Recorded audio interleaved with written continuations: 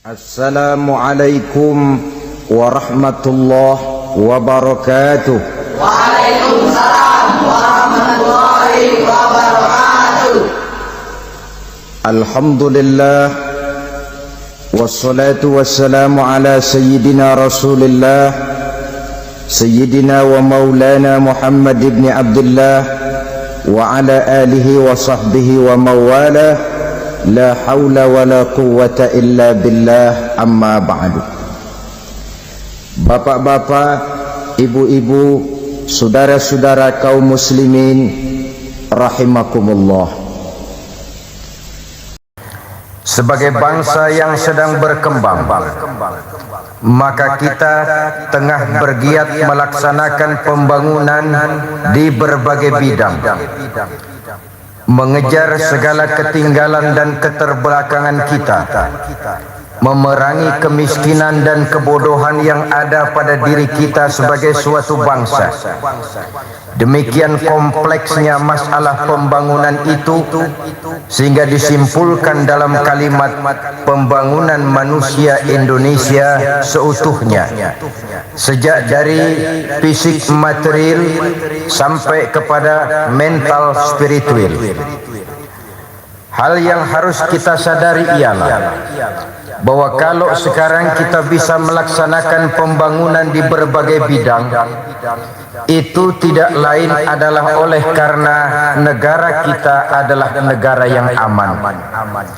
Hanyalah satu negara yang aman yang mampu melaksanakan pembangunan di berbagai bidang kehidupan untuk mengejar segala ketinggalan dan keterbelakangannya, memerangi kemiskinan dan kebodohan yang ada pada dirinya.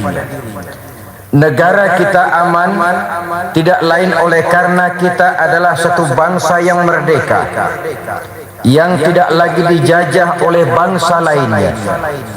Alangkah nikmatnya menjadi bangsa yang merdeka ini. Kita tidak dikejar-kejar lagi oleh rasa takut dan khawatir, tidak lagi dihantui oleh perasaan resah dan gelisah.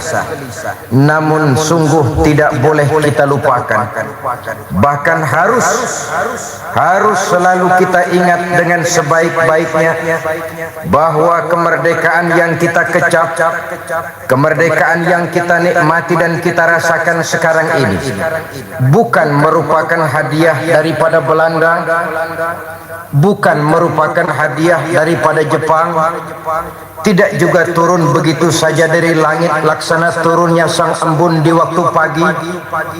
Tidak juga kemerdekaan itu muncul ke permukaan bumi hanya dengan simsalabim abracadabra. Kemerdekaan yang kita kecap, kemerdekaan yang kita nikmati dan kita rasakan sekarang ini adalah ditegakkan di atas untayan air mata, cucuran keringat, genangan darah, bahkan pengorbanan nyawa para pahlawan bangsa yang mereka sendiri kadang-kadang tidak sempat menikmati kemerdekaan itu. Untuk kita mereka berurai air mata, untuk kita mereka mengucurkan keringat, untuk kita mereka mengalirkan darah, dan untuk kemerdekaan yang kita rasakan sekarang ini mereka korbankan nyawa yang cuma satu-satunya, dan mereka tidak sempat menikmatinya. Oleh karenanya wajiblah kita mensyukuri nikmat kemerdekaan ini dengan menjaganya, memeliharanya, dan mengisinya seperti yang sekarang tengah kita galakkan, tengah kita laksanakan dengan berbagai kegiatan pembangunan di berbagai bidang. Saudara-saudara kaum muslimin rahimakumullah, kalau demikian masalahnya, maka kita bisa merenung. Kalau sekarang kita bisa minum air kelapa, itu tidak lain karena orang-orang tua kita dahulu telah menanam pohon kelapa.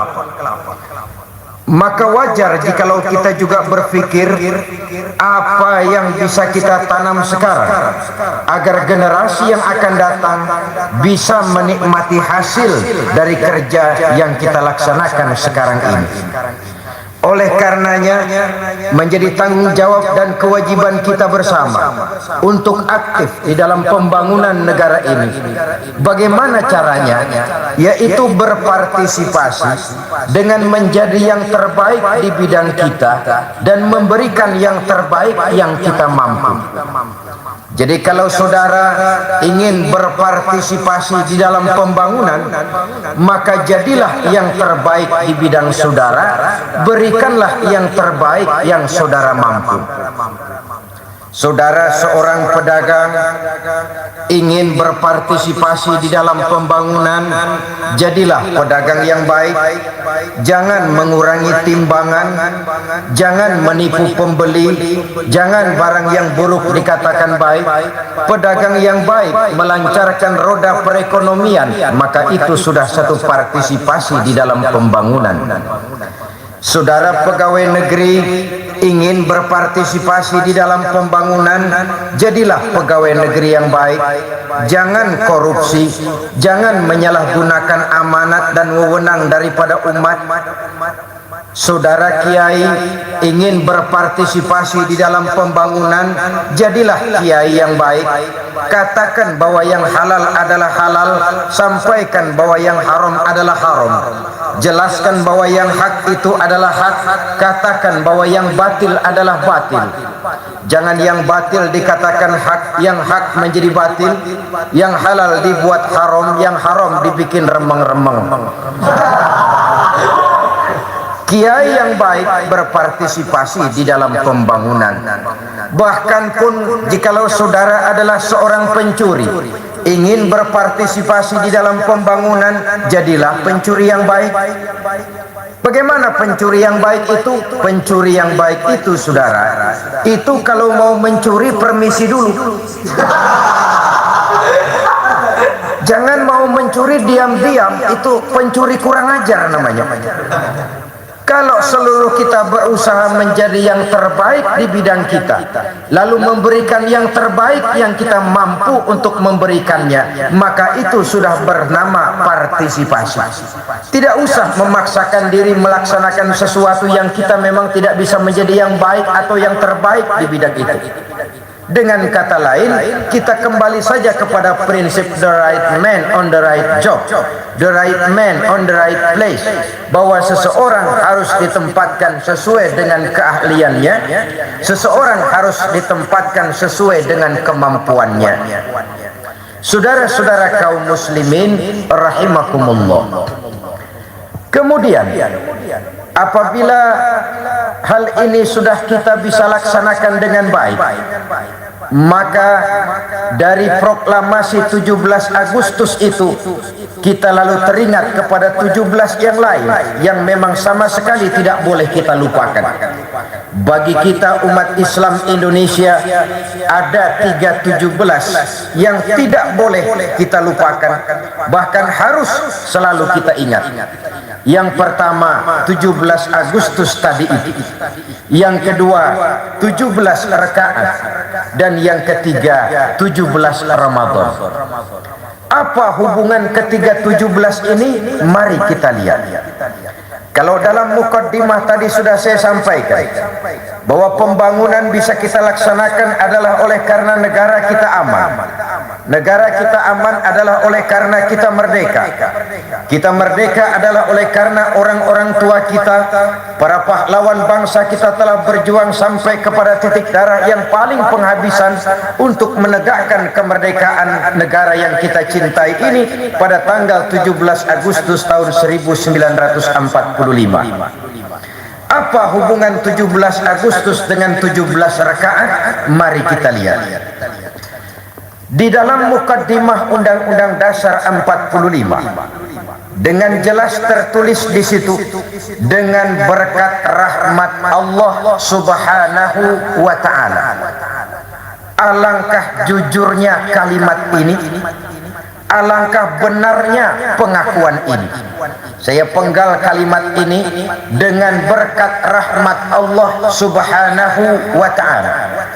Artinya, jikalau kalimat ini kita renungkan dengan sebaik-baiknya, para pemimpin bangsa kita dulu sadar sesadar-sadarnya bahwa kemerdekaan 17 Agustus hanya bisa ditegakkan, hanya bisa dilaksanakan dengan berkat rahmat dari Allah Subhanahu wa ta'ala.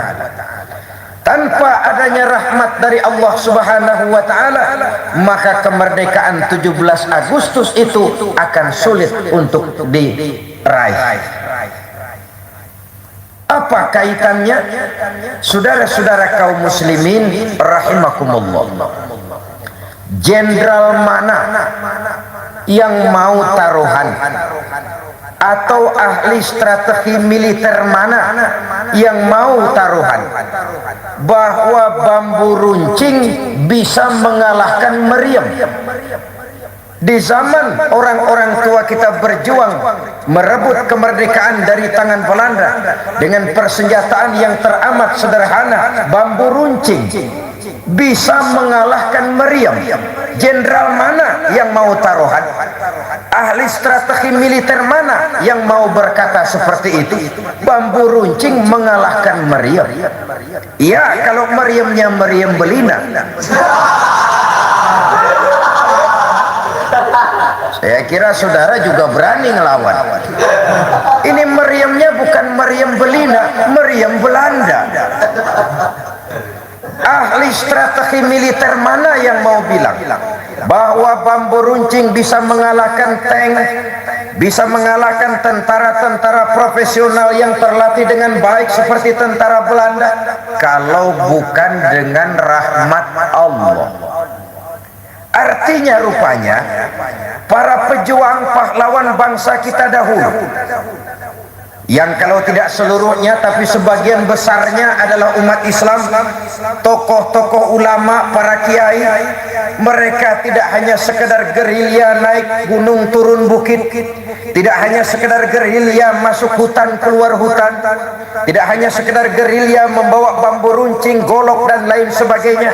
Mereka juga menggunakan 17 rakaat sebagai senjata untuk memohon pertolongan Allah guna mencapai 17 Agustus itu. Dua kaitan inilah yang sama sekali tidak boleh kita lupakan, karena ini merupakan data historis di dalam sejarah pergerakan bangsa kita. Lalu apa kaitannya 17 rakaat dengan kegiatan pembangunan di negara kita sekarang ini? Saudara-saudara, satu negara boleh merencanakan pembangunan yang bagaimanapun muluknya, boleh.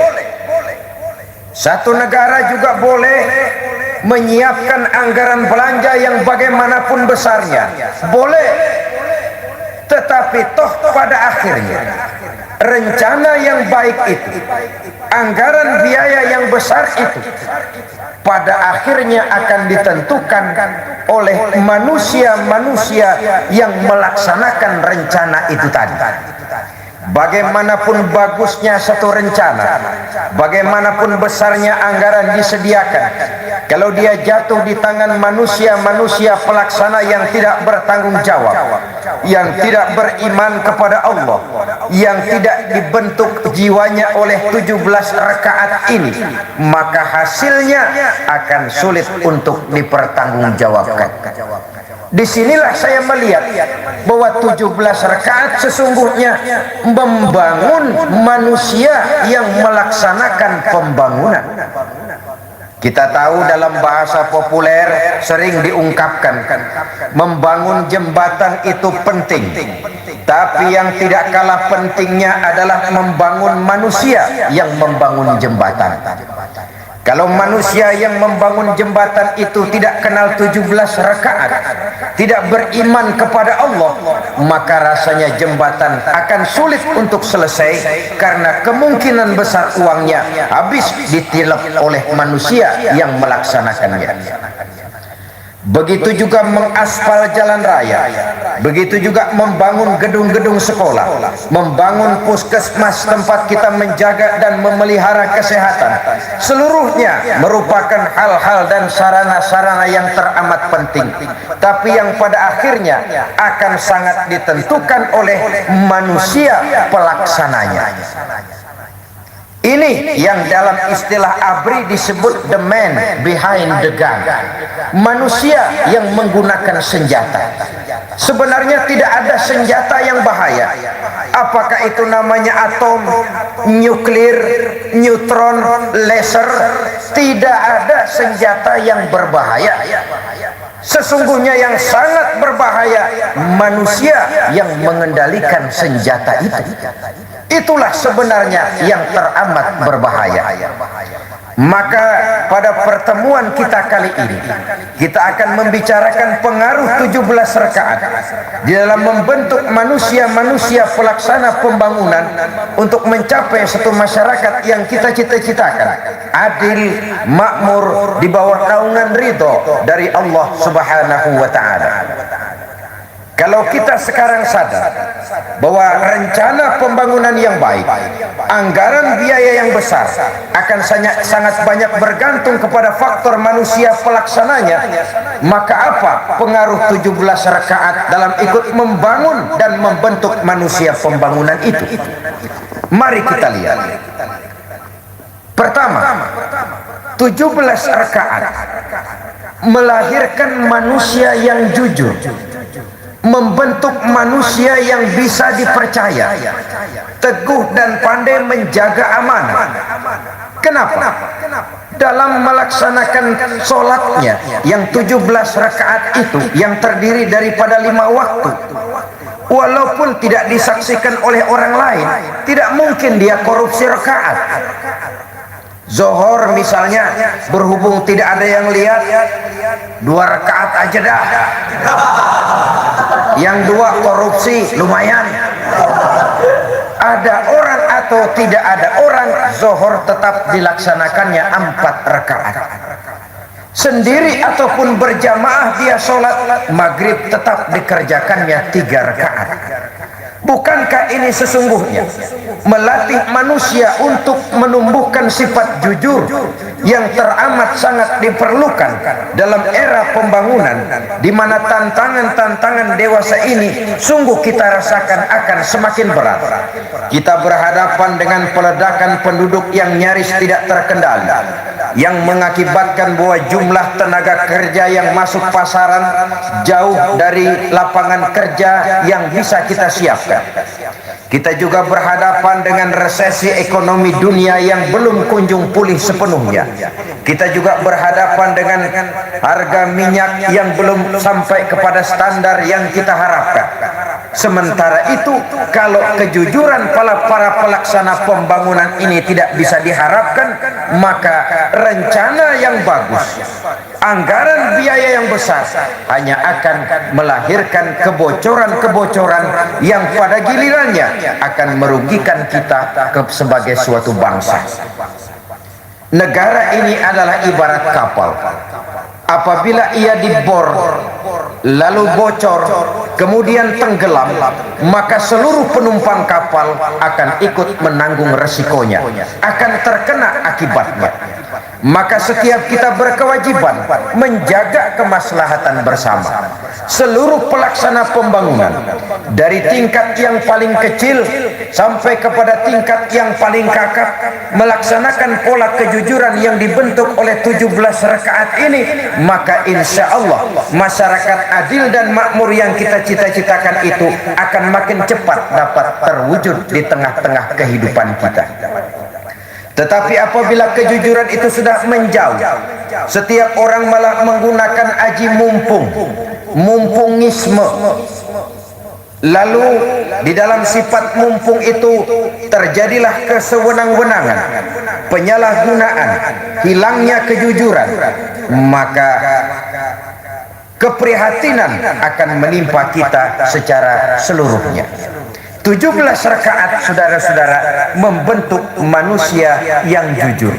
Dan sekali lagi, ini sungguh-sungguh sangat kita perlukan. Yang kedua, 17 rakaat itu membentuk manusia yang tawadhu, rendah hati, tidak melonjak menjadi angkuh dan sombong lantaran sedikit keberhasilan yang pernah diraihnya. Karena apa? Kita lihat, anggota badan kita yang paling terhormat ini kan kepala. Betul apa benar?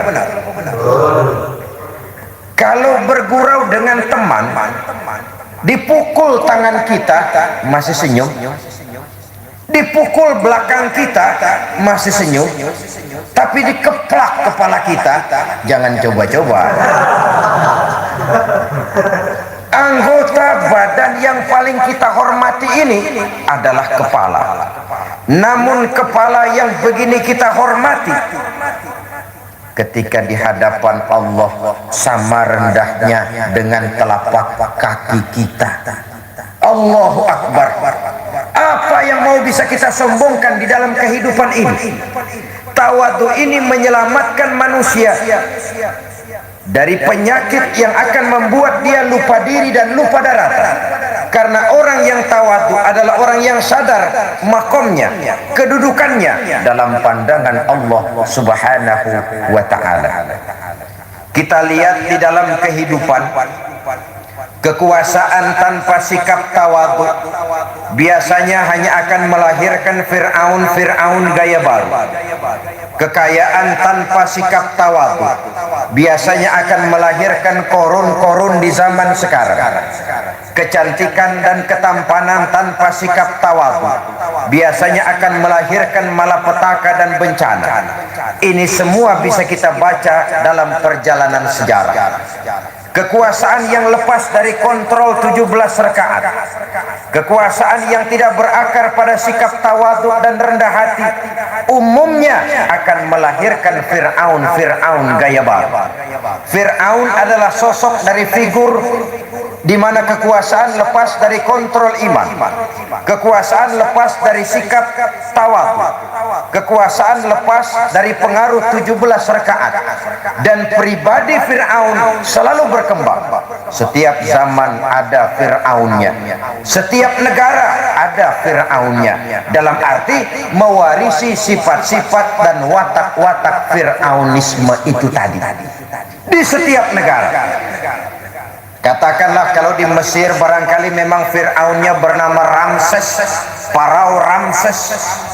Di Jerman Hitler, di Soviet Stalin barangkali, di Italia Benito Mussolini barangkali, di Filipina Ferdinand Marcos barangkali. Ini adalah sosok-sosok figur kekuasaan yang lepas dari sikap tawadhu, membuat manusia lupa diri dan lupa daratan. Ini bisa kita bayangkan kalau kekuasaan itu jatuh ke tangan para pelaksana pembangunan yang tidak tawadhu, akan timbullah kesewenang-wenangan, sikap sok mau benar sendiri, keras kepala, dan tidak pernah mau mendengar pendapat dari orang lain. Nyaris apa katanya itulah hukum. Kalau sudah demikian jadinya, maka yang terjadi adalah lahirnya Fir'aun gaya baru. Begitu juga kekayaan tanpa sikap tawadhu dan rendah hati hanya akan melahirkan korun di zaman sekarang ini. Saudara tahu korun, orang kaya miliarder di zaman bahula, di zaman Bani Israel. Demikian luar biasa kekayaannya, sampai kunci gudang hartanya saja harus dibawakan oleh unta. Entah berapa banyak isi gudangnya. Ketika orang banyak bertanya, "Anna laka hadza ya Qarun?" Hartamu demikian banyak, dari mana semua ini kau dapatkan Qarun? Dengan lantang ia menjawab, "Hartaku adalah usahaku dan tidak ada hubungan apa-apa dengan Tuhan." Inilah jawaban orang-orang kaya yang kehilangan sifat tawadhu'nya. Inilah jawaban orang-orang kaya yang tidak lagi dikontrol oleh 17 rakaat. Dia merasa seluruh kekayaannya adalah hasil cucuran keringatnya, dan memang kenyataannya demikian. tetapi ia menyampingkan Allah. Ia tidak mensyukuri nikmat. Ia tidak menyadari bahwa itu seluruhnya sesungguhnya tidak lebih daripada satu titipan. Al-mal zillun zailun, kata Imam Ghazali. Harta adalah bagaikan bayangan. Bayangan kita apabila pagi hari dia ada di sebelah barat, tengah hari dia berada di tengah-tengah kita, sore hari dia pindah ke arah sebelah timur. Begitulah kekayaan ini ibarat roda silih berganti. Satu saat dia naik ke atas, lain saat dia turun ke bawah.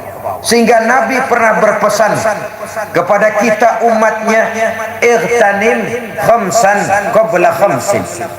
Pergunakanlah kesempatan yang 5 sebelum datang yang 5 lagi. Gunakan baik-baik masa yang 5 sebelum datang masa yang 5. Apa itu? Yang pertama, sihataka qabla sukmika. Pergunakan masa sehatmu sebelum datang waktu sakitmu. Tidak selalu orang itu dalam keadaan sehat. Tidak selalu orang itu dalam keadaan fit. Satu saat dia akan terkena sakit. Maka mumpung sehat, pergunakan baik-baik sebelum datang waktu sakit. Jangan sudah giliran meriang, aduh gue pengen banget sembahyang nih, lagi ampek pengen sembahyang, lagi sehat lupa diri dan lupa daratan, sehat pengen ngaji, waktu sehat keinginan itu tidak datang, begitu sakit baru datang keinginan untuk ngaji. Itu tentu tidak, saudara-saudara. Sama saja kita juga begitu kadang-kadang. Kalau ada orang sakit, macam-macam makanan kita tawarin. Sakit iya, beli apa ya? Anggur. Yang enak-enak kita tawarin. Giliran dia sehat, gak ada makanan enak kita tawarin. Tapi begitu sakit, yang langka-langka kita carikan. Padahal apalah artinya makanan enak buat orang sakit? Itulah sebabnya Nabi pesan benar, pergunakan masa sehatmu sebelum datang waktu sakitmu. Yang kedua, pergunakan syababaka qabla haramika. Pergunakan masa mudamu sebelum datang hari tuamu.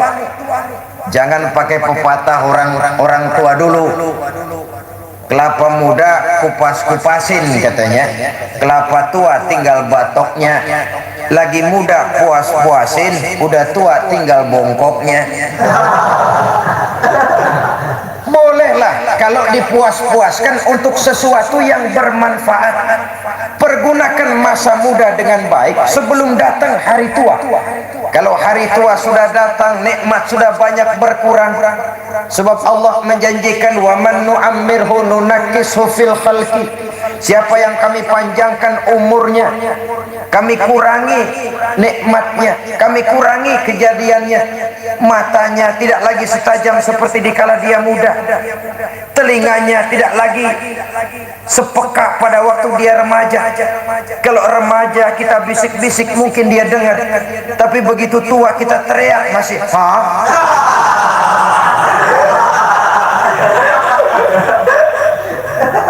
Maka pergunakan masa muda dengan baik sebelum datang hari tua. Masa muda itu sebentar sekali. Tahu-tahu waktu ini, tahu-tahu yang kemarin anak-anak sekarang udah pada punya anak. Kemarin masih anak-anak, sekarang udah pada punya anak, main sama anak-anak. Tahu-tahu berlalu begitu cepat. Pergunakan masa muda dengan baik sebelum datang hari tua. Karena kalau ingin berbuat banyak justru pada waktu masih muda. Jangan mengulur waktu. Telur hari ini, kata pepatah Arab, baidatul yaum khairun min dajajatil ghad. Telur hari ini lebih baik daripada ayam besok hari. Ini telur nih kalau didiamin sampai besok netes jadi ayam nih. Kita diamin, mending telur hari ini goreng daripada nungguin telur netes jadi ayam besok. Iya, kalau netes, kalau tembuhu tentu tidak ada harapan lagi. Oleh karenanya, pergunakan masa muda sebelum datang hari tua.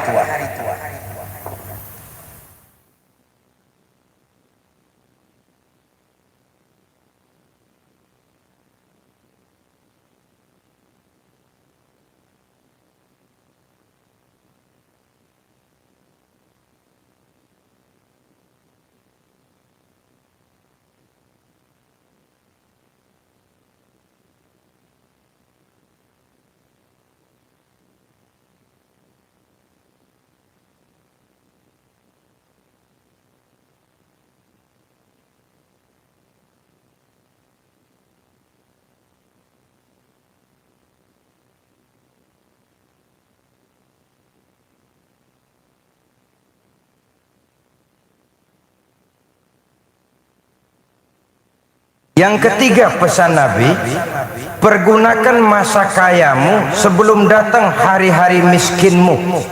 Ghinaka qabla fakrika. Banyak orang apabila diuji dengan kekayaan, ia menjadi lalai dan lupa diri. Dan banyak orang ketika diuji dengan kemiskinan, ia ingat akan Tuhannya, bahkan akan selalu ingat.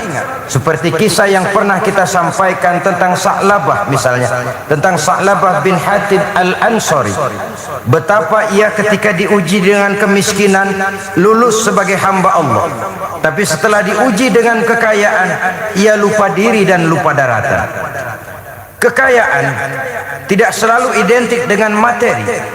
Kekayaan bisa berbentuk ilmu, kekayaan bisa berbentuk pengalaman, kekayaan bisa berbentuk tenaga, skill, keahlian, kemampuan dan sebagainya. Pergunakan itu dengan baik sebelum datang kemiskinan. Kemiskinan ide, kemiskinan tenaga, kemiskinan pikiran, kemiskinan ilmu, dan juga tentunya termasuk kemiskinan harta. Pergunakan masa kayamu sebelum datang hari miskinmu.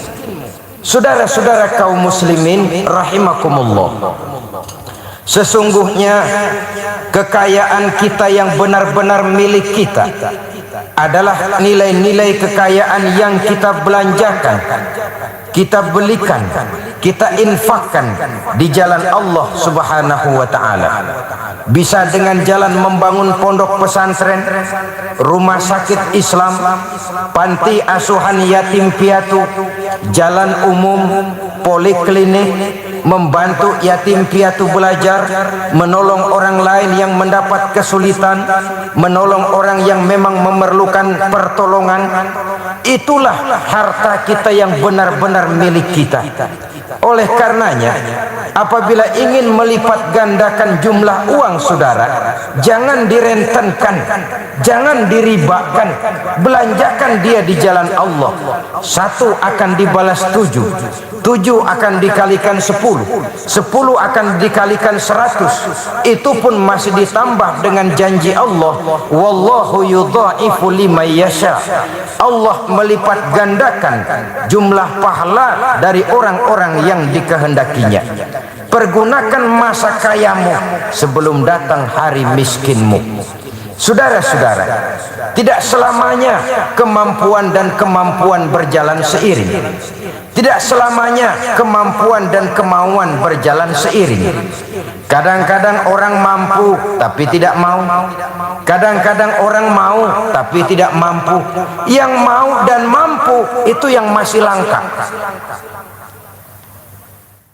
Orang mau bangun masjid, tapi kemampuan tidak ada. Yang punya kemampuan tidak mau bikin masjid. Orang mau, bahkan cuman nggak ngidam aja pengen pergi haji ke Mekah. Kemauan bukan main. Kemampuan tidak ada. Yang ada kemampuan, kemauan tidak ada. Pada saat kemauan bertemu dengan kemampuan, maka kita artinya mempergunakannya sebelum datang sebelum hilangnya kesempatan tadi. Pergunakan masa kayamu sebelum datang masa miskinmu. Yang keempat pesan Nabi, pergunakan masa senggangmu sebelum datang waktu sibukmu. Faraghaka qabla syughlika. Sibuk biasanya lalap di dalam kehidupan. Kemarin giliran ngaji kagak ada, kemana ente? Sibuk. Jumatan kagak ada, kemana? Orang kata sibuk. Sibuk banget dah. Lah Ramadan kagak puasa juga, orang kata sibuk. Sibuk ini sering jadi lalap dalam kehidupan. Padahal sesungguhnya siapa sih orangnya yang tidak pernah sibuk itu? Makin tinggi status sosial, makin banyak tingkat kesibukan. Makin tinggi pangkat dan jabatan, akan makin banyak juga kesibukan. Makin banyak tanggung jawab, makin penuh kesibukan. Masalahnya ialah bahwa kita bisa mengatur kesibukan itu atau malah kesibukan itu yang mengatur kita. Nabi pesan, pergunakan masa senggangmu sebelum datang waktu sibukmu. Masa senggang diisi dengan hal-hal yang bermanfaat. Ya memang ada orang berkata, sa'atun li rabbika wa sa'atun li qalbika. Ada saat buat Tuhanmu, ada saat buat hatimu. Berhibur-hiburlah, jangan hidup terlalu stres, jangan hidup terlalu diporsir. Harus ada saat-saat untuk menggembirakan hati, refreshing, itu harus ada. Sebab yang namanya mesin saja sekalipun kalau diporsir tiap waktu jebol juga. Apatah lagi kita manusia yang jelas walaupun bukan mesin tapi mekanisme kerjanya lebih unik daripada mesin. Oleh karenanya pergunakan masa senggangmu sebelum datang kesibukanmu. Lalu yang kelima pesan Nabi, pergunakan, ini yang paling penting, pergunakan masa hidupmu sebelum datang masa matimu. Hayataka qabla mautika. Pergunakan masa hidup dengan sebaik-baiknya sebelum ajal datang merenggut nyawa. Bukankah sudah sering dijelaskan bahwa maut sesuatu yang tidak pernah kita harapkan, tapi satu kali dia datang, tidak seorang pun bisa menghindarkan diri. Sebab itu Syauqi pesan dalam sebaik syairnya dalam kata-kata yang indah, tazawwad bittaqwa fa innaka la tadri idza hanna al-lailu hal ta'ishu ila al-fajr kam min sahihin mata min ghairi illatin wa kam min alilin asa hina min ad-dahri. Persiapkan dirimu dengan takwa, bekali dirimu dengan takwa, isi hidupmu dengan perbuatan baik, karena kamu tidak pernah tahu, kata Syauqi, apabila malam datang masih hidupkah kamu besok pagi. Tidak seorang pun akan bisa memberikan jaminan. Lalu kata beliau, kam min sahihin mata min ghairi illatin. Berapa banyak orang sehat mati nggak pakai sakit lagi. Jam 3 masih ngobrol sama kita, setengah 4 lewat. Berapa banyak orang sehat hari ini dia masih nganterin ngelawat orang, besok dia dilawat orang. Hari ini dia ngantar jenazah ke kubur, besok dia diusung ke kubur. Berapa banyak orang sehat mati nggak pakai sakit lagi. Sebaliknya, wa kam min alilin asyahina minad dahri. Berapa banyak orang udah sakit payah, masih panjang aja umurnya. Kita sangka ya nih orang udah bengek banget, besok juga habis, dan yang lain pada mati, dia masih belum. Ini tidak lain karena maut, a mysterious problem. Satu problem yang misterius. Ia seperti buah kelapa. Buah kelapa, saudara, yang terlalu tua jatuh ke bawah, yang muda jatuh, bahkan yang putih baru keluar sekalipun jatuh ke bawah. Jangan sekali-kali punya pikiran gua sehat, ramai masih lama banget ini gua mati. Jangan. Pergunakan masa hidupmu sebelum datang matimu. Hidup cuma sekali di dunia ini, tidak akan pernah terulang, dan tidak akan ada itu reinkarnasi dalam paham Islam. Tidak akan pernah ada. Maut bukan akhir dari hidup, cuma batas dari kehidupan dunia untuk pindah kepada kehidupan alam barzah. Karenanya pergunakan masa hidupmu baik-baik sebelum datang ajal merenggut nyawa. Baiklah saudara-saudara, kita kembali kepada persoalan pokok tadi. 17 rakaat membentuk manusia tawadhu. Korun oleh karena kekayaannya, ia lupa diri dan lupa daratan. Ia merasa bahwa seluruh hartanya tidak ada hubungan apa-apa dengan Allah. Maka kekayaan yang terlepas dari sikap tawadhu, kekayaan yang tidak dikontrol dengan 17 rakaat akan melahirkan kesombongan-kesombongan yang membentuk figur-figur semacam Korun di zaman kita sekarang ini.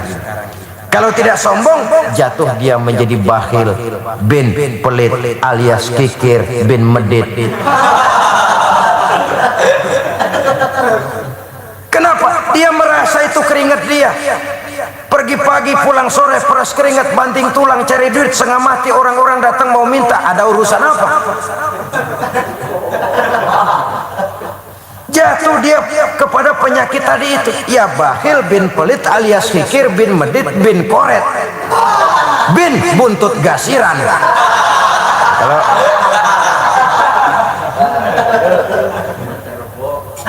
dia tidak menyadari bahwa di dalam hartanya itu toh ada hak yatim, bahwa di dalam hartanya itu toh ada hak masjid, bahwa di dalam hartanya itu toh ada hak majelis taklim, bahwa di dalam hartanya itu toh ada hak anak-anak terlantar, hak ibnu sabil.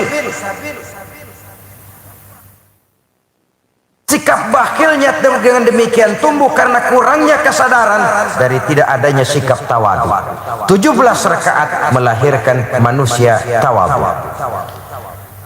Yang ketiga, 17 rakaat ini membentuk manusia disiplin.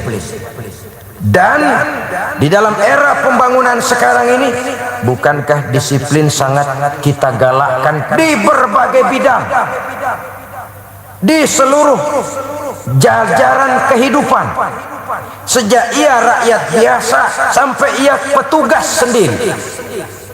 Sebab biasanya prajurit kan bagaimana komandan, kalau kayunya lempeng, bayangannya insya Allah lempeng.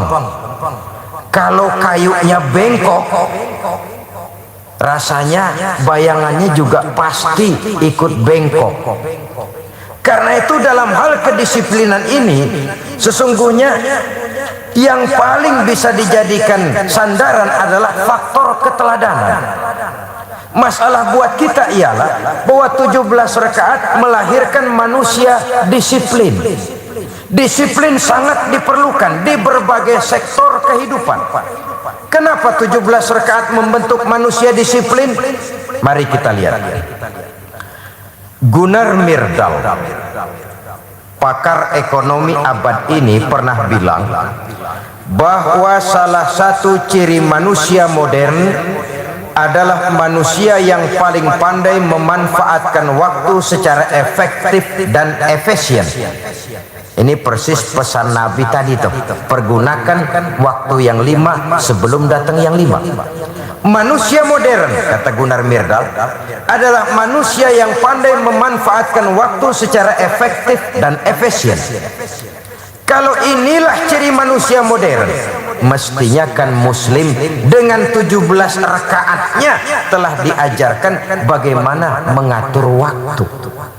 Disiplin karena pendekatan yang rutin kepada yang serba maha.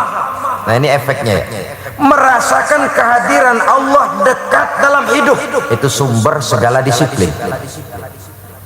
Tidak sejengkal tanah pun tempat dia melakukan penyelewengan. Kenapa? Karena dia merasakan kehadiran Allah dekat dalam hidupnya.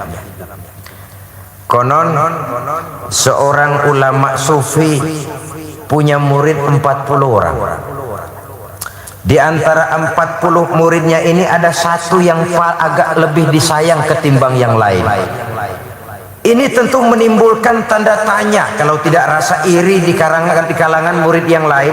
Protes, guru, 40 orang murid Tuan Guru, kenapa cuma satu itu yang kelihatannya mendapat perlakuan istimewa? Guru tidak adil. Kamu mau tahu? Tentu. Besok pagi-pagi kumpul di sini.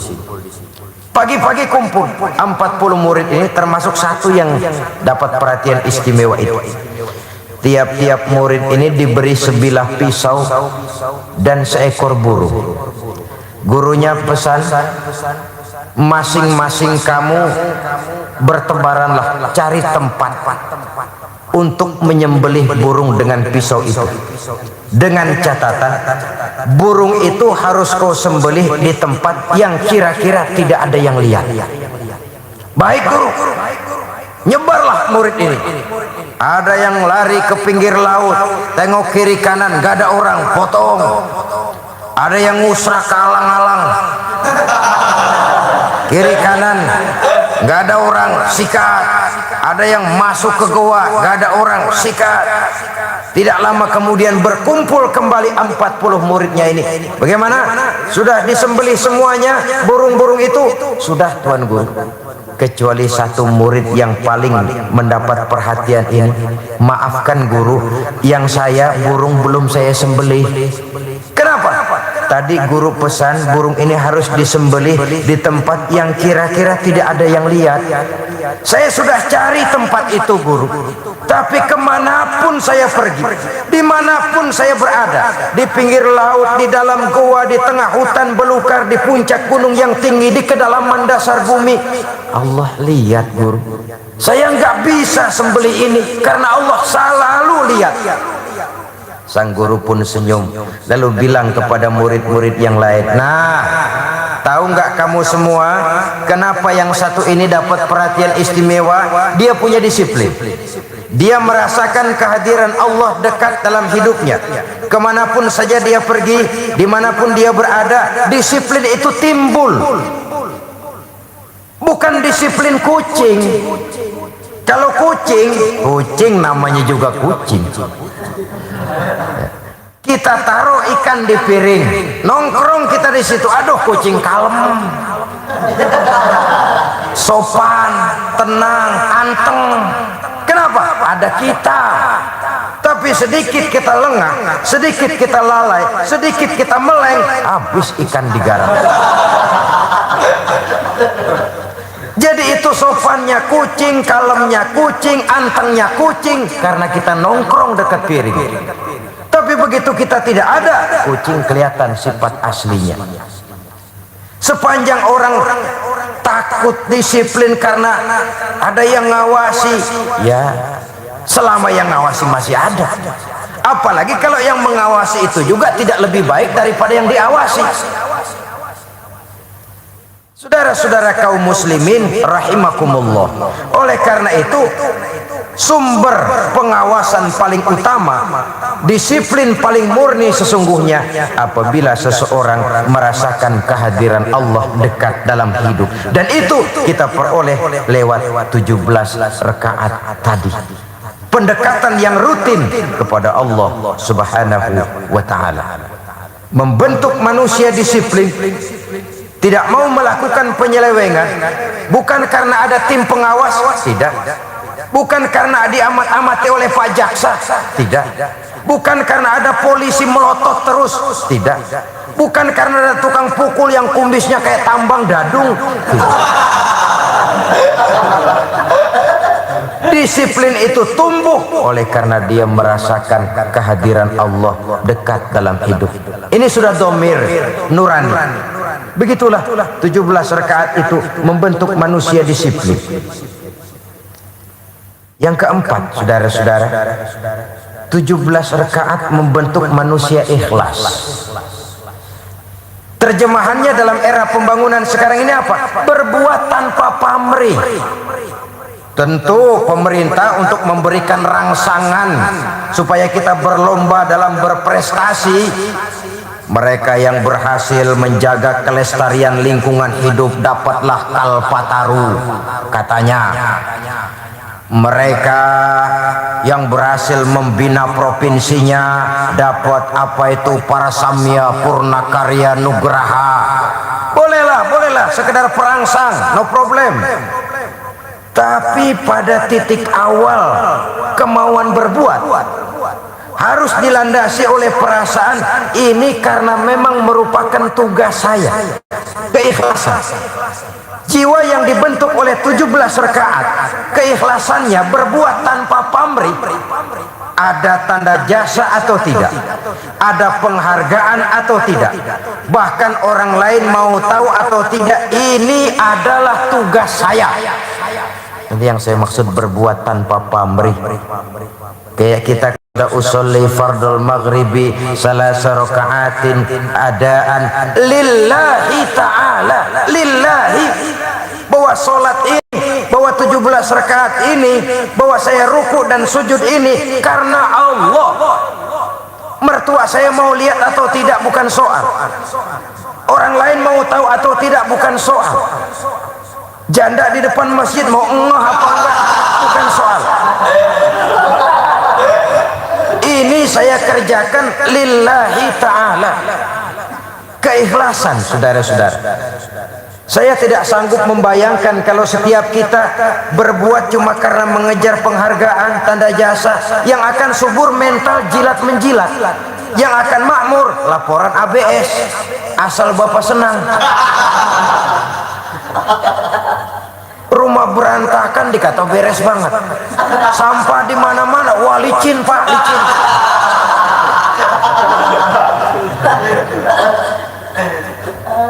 Jikalau penghargaan yang dikejar, jikalau tanda jasa yang dikejar, orang tidak lagi merasakan bahwa itu memang kewajibannya.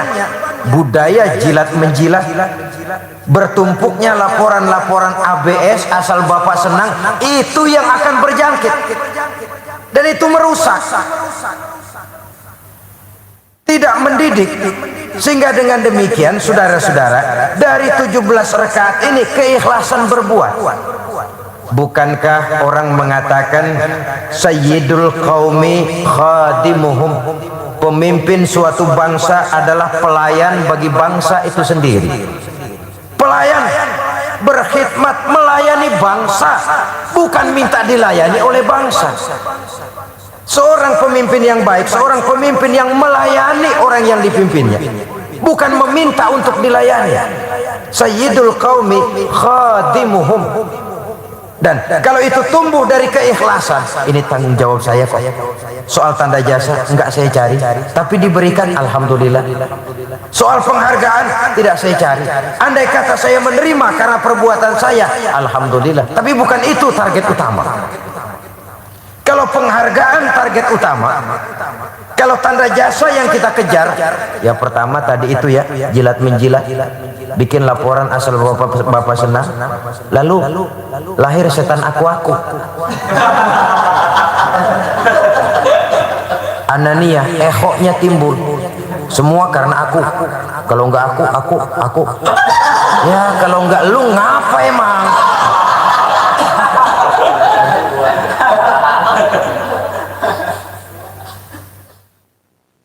Saudara-saudara, bahkan barangkali pernah kita bicarakan orang yang ikhlas dalam berbuat tanpa pamrih itu, maaf ini seperti orang buang air besar. Saudara-saudara, kalau pagi kan buang air besar enggak? Buang enggak? Itu nikmat loh itu. Apa dikira kalau nggak bisa buang air besar nggak jadi penyakit? Orang pernah operasi sampai jutaan rupiah cuma karena nggak bisa buang air besar. Operasi jutaan cuma karena nggak bisa buang air besar. Kita mentang-mentang bisa buang air besar, kadang-kadang sembarangan buang.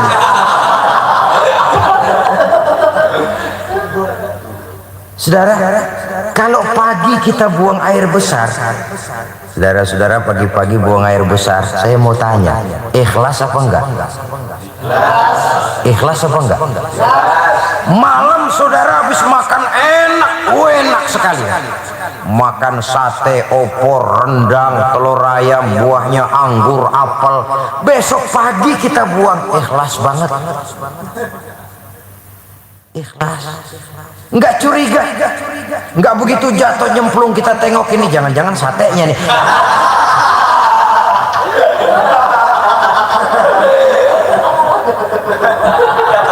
Sudah jatuh ya sudah, kurelakan di kau pergi.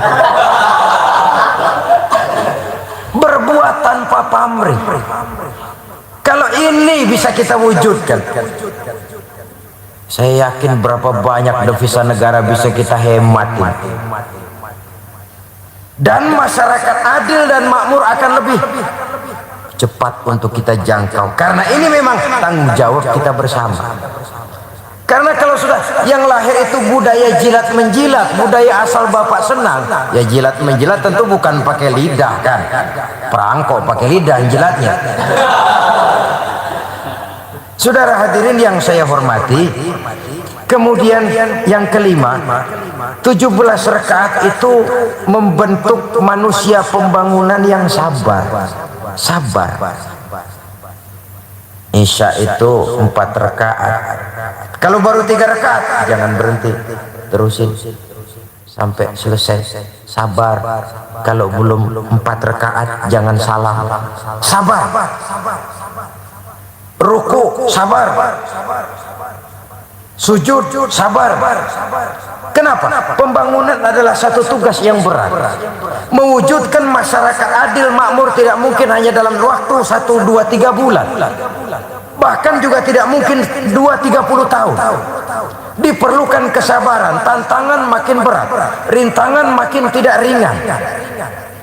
Tapi tentu sabar dalam arti berupaya mencari jalan keluar dari segala macam kesulitan. Bukan sabar ndlohom, nggelenggem, ayam nerimo. Kita sering juga sabar, tapi sabar nggelenggem, ndlohom, nerimo. Ya wis ngene ya ngene wis. Sabar yang mengarah kepada fatalism, predestination. Udah nyerah sebelum perang. Nyerah sebelum perang. Itu bukan sabar yang dikehendaki oleh agama. Usaha kita, keluarkan kemampuan maksimal. Hasil dari usaha maksimal itu, sabarlah kita. Karena finalnya akan bergantung kepada kehendak Allah Subhanahu wa ta'ala. Saudara-saudara kaum muslimin rahimakumullah, dengan demikian kita melihat keterkaitan yang jelas antara pengaruh 17 rakaat dalam membentuk insan-insan pembangunan guna mengisi makna kemerdekaan 17 Agustus itu sendiri. Karena sekali lagi seluruhnya akan berangkat dari niat baik para pelaksana pembangunan itu sendiri. Dan pelaksana pembangunan itu tidak lain ya kita ini semua. Kita yang melaksanakan, kita yang membiayai, kita yang merasakan, dan untuk kepentingan kita seluruhnya. Kalau begitu masalahnya, apalagi dah hubungannya dengan 17 Ramadan. Karena saya katakan tadi 3/17 yang tidak boleh kita lupakan itu. 17 Ramadan adalah saat pertama kali diturunkan Al-Quranul Karim. Imam kita yang ayat pertamanya saja sudah proklamasi dari kebebasan atas kebodohan. Iqra, baca. Apa yang perlu kamu baca? Ayat Allah. Apa ayat Allah? Alam ini ayat Allah. Wahyu Quran juga ayat Allah. Alam ini baca, olah, budidayakan untuk kemanfaatan kamu. Wahyu Allah itu baca untuk pedoman hidupmu, menjaga keseimbangan antara otak dan rasio. Otak boleh Jerman tapi hati tetap Mekah. Ada keseimbangan antara kemajuan intelektual dengan kemantapan akidah. Sehingga kalau mau kita simpulkan, dengan melaksanakan 17 rakaat. Kita isi makna 17 Agustus dengan petunjuk yang turun pada tanggal 17 Ramadan. Dengan itu kita berharap masyarakat yang adil dan makmur di bawah naungan ridho dari Allah Subhanahu wa taala akan mudah kita raih, karena memang ini adalah tanggung jawab kita bersama. Semoga Allah memberikan kekuatan zahir dan batin kepada para pemimpin bangsa dan negara kita, sehingga mereka dapat membawa kita rakyat dan bangsa Indonesia menuju apa yang kita cita-citakan bersama. Terima kasih atas perhatian saudara. Mohon maaf atas segala kekurangan. Usikum wa nafsi bitaqwallah. Wassalamualaikum warahmatullahi wabarakatuh.